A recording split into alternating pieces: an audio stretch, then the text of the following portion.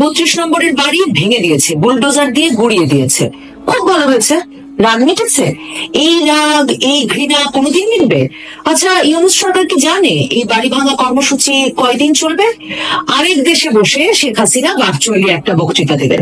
তো আপনি আপনার টাকায় কেনা এমবি খরচ করে ওই বক্তৃতা না দেখলেই উনার আর কোনো রেলেভেন্স, মানে কোনো অস্তিত্বই থাকে না, উনি দেশে আর কোনো ব্যাপারই হয়ে ওঠেন না।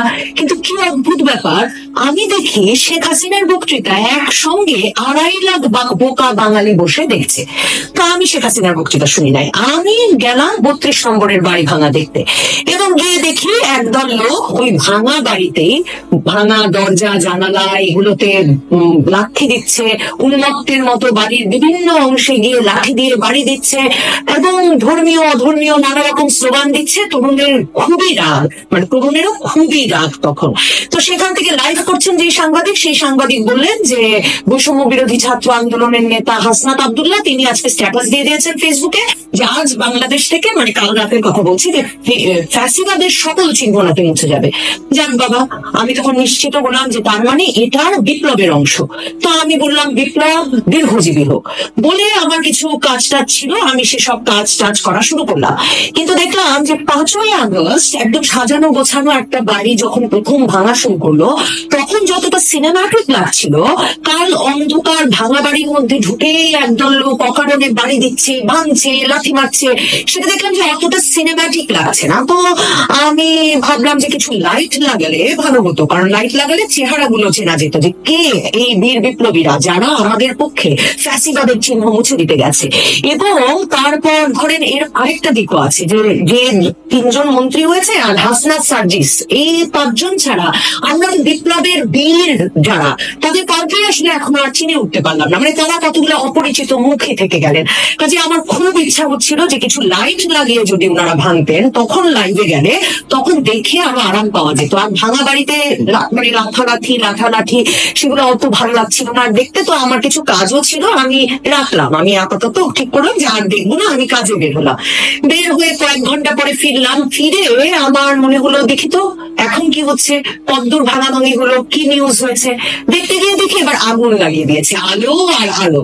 খুবই ভালো কথা, আলো আর আলো। কিন্তু আমার একটা চিন্তা হলো, কারণ আপনাদের মনে থাকবে যে 5ই আগস্টের পরে অনেক কলকারখানায় যখন ওই যে আগুন দিতে গেছে, আগুন দিয়েছে কিন্তু লুটপাট তখনো শেষ হয় নাই ভেতরে। বাইরে একদল বিপ্লবী আগুন দিয়েছে, ভেতরে আরেক দল বিপ্লবী লুটপাট করছে।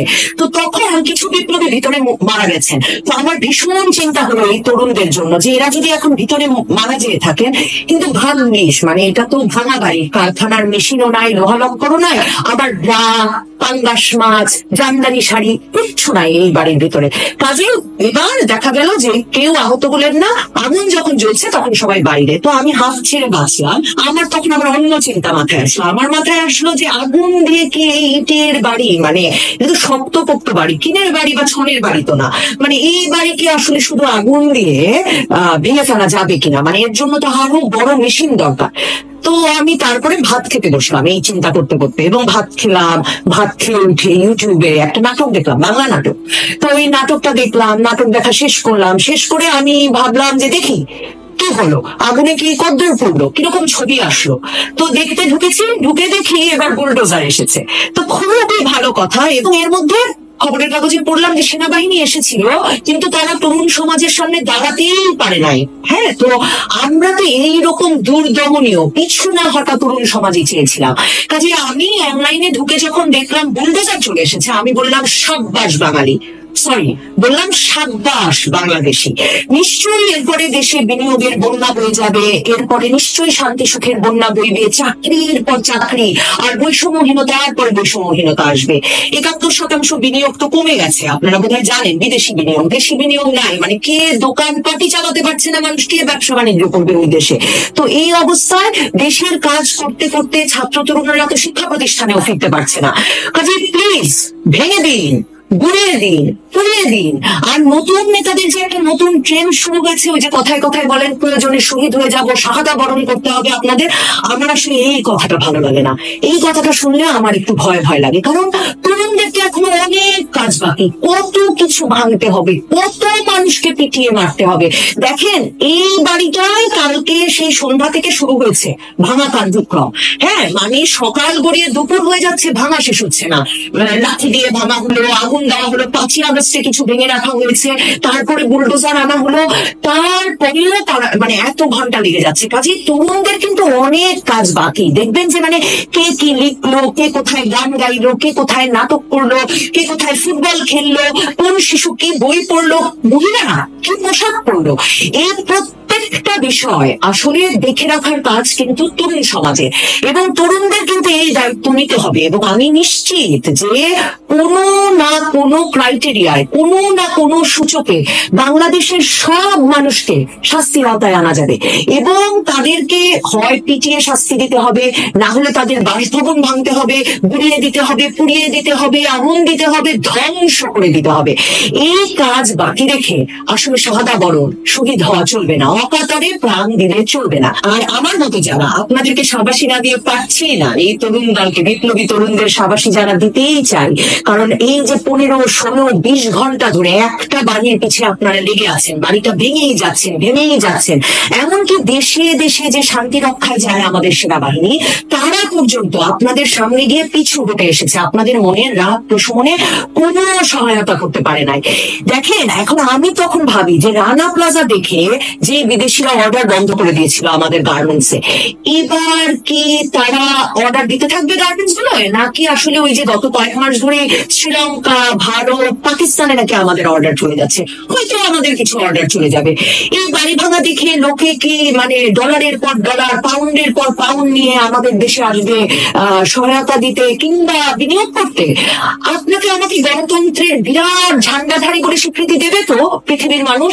আমার কিন্তু আসলে চিন্তা এগুলো নিয়ে, যে আমি আসলে গণতন্ত্রের ঝান্ডাধারী হিসাবে স্বীকৃতি চাই, নাকি আমাকে সারা দেশ ধরে 6 মাস ধরে ভাঙ্গা ভাঙ্গি চালিয়ে গিয়ে দেশটাকে পশ্চিমের ষড়যন্ত্রে আর তাদেরই চোখে যেভাবে CIA, Syria, Iraq, Afghanistan, Pakistan, মানে মুসলিম সংখ্যাগরিষ্ঠ পৃথিবীর বেশিরভাগ দেশকে একেবারে তছনছ করে ফেলেছে, শত শত বছরের ঐতিহ্য দূরে ঠেলে তারা এখন বহু বছর ধরে গৃহযুদ্ধ মানে এক দল আরেক দলের সাথে লড়াই করছে। ভাঙা দালান, বিধ্বস্ত বাড়ি, লাশের স্তূপ, অবিশ্বাস, অশিক্ষা, ক্ষুধা, অপুষ্টির দেশে পরিণত করেছে। সেই সারিতে নিয়ে আমাদের দাঁড় করাচ্ছে না তো? না, আমাদের আসলে আর ফেরার উপায় নাই। আজকে রাগ উঠলে বরং কাকে পেটাবেন, কার বাড়ি ভাঙবেন, আর কার বাড়ি ভাঙার যুক্তি খুঁজে পাবেন সেটা নিয়ে ভাববেন। কারণ আসলে একজন শিশু বাদ যাবে না, ওই যে বলে না, বাদ যাবে না একটি শিশু। কোনো না কোনো ক্রাইটেরিয়ায়, কোনো না কোনো সূচকে ধীরে ধীরে সবাই উঠবো ওই তালিকায়, আমি কথা দিলাম আপনাদেরকে। 5ই আগস্ট শেখ হাসিনা সরকারের পতনের পর 6 মাসের মধ্যে দেশের সবচেয়ে বড় রাজনৈতিক মেরুকরণ বোধহয় এটাই, রাজনৈতিক পরিবর্তন বোধহয় এটাই, যে আওয়ামী লীগের পতন হলে বিএনপি কিংবা বিএনপির পতন হলে আওয়ামী লীগ, যে দ্বিদলীয় রাজনৈতিক ব্যবস্থা বাংলাদেশে দশকের পর দশক ধরে চলে আসছিল, তার অবসান ঘটেছে, এবং এখন বাংলাদেশের সবচেয়ে সংগঠিত রাজনৈতিক শক্তি হিসেবে উত্থান ঘটেছে জামায়াতে ইসলামীর।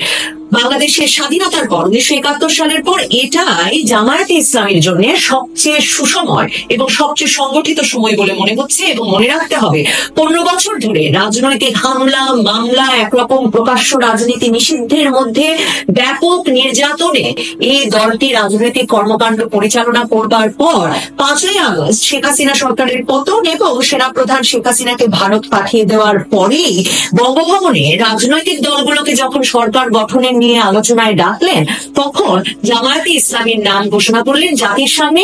তারপর থেকেই দেখা যাচ্ছে জামায়াতে ইসলামী ব্যাপক জনসমর্থন, ব্যাপক প্রস্তুতি নিয়ে সারা দেশে জনসংযোগ করছে, জনসমাবেশ করছে, এবং বিশ্ববিদ্যালয়গুলোতে দশকের বেশি সময় পরে ছাত্র শিবিরের উত্থান ঘটেছে অত্যন্ত সংগঠিত অবস্থায় এবং যথেষ্ট সমর্থন নিয়ে।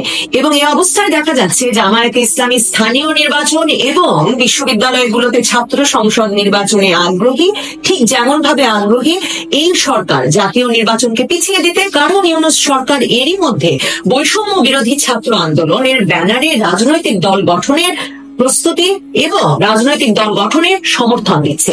বৈষম্য বিরোধী ছাত্র আন্দোলনের ব্যানারে সরকারি চাকরিতে কোটার বিরুদ্ধে জুলাই মাসে যে আন্দোলনের শুরু, তাতে পুলিশ গুলি চালালে সাধারণ মানুষ বিক্ষুব্ধ হয়ে পথে নেমে সরকার পতনের এক দফা এক দাবিতে যখন যোগ দিয়েছিল, তখন সাধারণ মানুষের ভেতরেও তরুণদের মাধ্যমে দেশে রাজনৈতিক অনিয়ম অত্যাচারের অবসান এবং একটি বৈষম্য বিরোধী সমাজ গড়ার সম্ভাবনা বা আশাবাদ দেখা দিয়েছিল।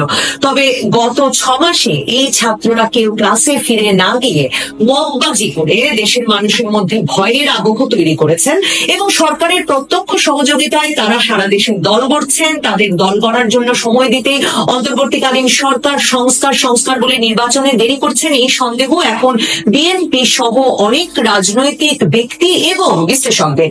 এই ছাত্রদের রাজনৈতিক আদর্শ পরিষ্কার না হলেও এরই মধ্যে এই আন্দোলন শেষে সারা দেশে সংখ্যালঘুদের উপর হামলা কিংবা তাদের বিশেষভাবে চাকরিচ্যুতির যে অভিযোগ, তাদের ভেতরে যে আশঙ্কার আবহ তৈরি হয়েছে, সারা দেশের বিভিন্ন জায়গায় নাটক বা শুটিং এ বাধা দেওয়া সহ সাংস্কৃতিক কর্মকাণ্ডে যে স্থবিরতা দেখা দিয়েছে, নারী অভিনেত্রীদের কর্মসূচিতে বাধা কিংবা মেয়েদের ফুটবলে বাধা দেওয়ার মতো কিংবা সারা দেশে মেয়েদের পোশাক নিয়ে আলোচনা যখন রাজনৈতিক নেতাদের, শীর্ষ নেতাদের থেকে বিভিন্ন পর্যায়ে অনেক বেশি উস্কে উঠেছে বলে মনে হচ্ছে।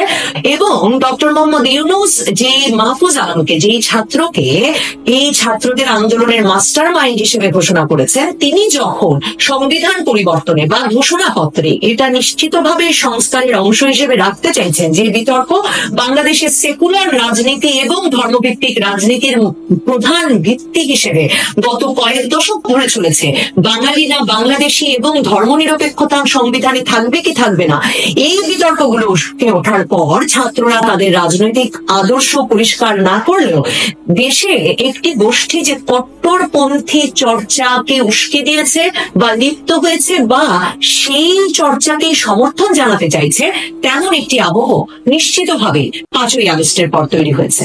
এমন আবহে এবং অন্যদিকে দ্রব্যমূল্যের ঊর্ধ্বগতি, মানুষের চাকরি হারানো, আইন শৃঙ্খলার চরম অবনতি এবং সরকারের তেমন কিছুই সামলে উঠতে না পারা, যাকে বলে অদক্ষতার মধ্যে সম্ভবত এত সহজে মাত্র 6 মাসের ব্যবধানে আওয়ামী লীগ এত বড় রাজনৈতিক পতনের পরেও আবার গুছিয়ে উঠতে শুরু করেছে।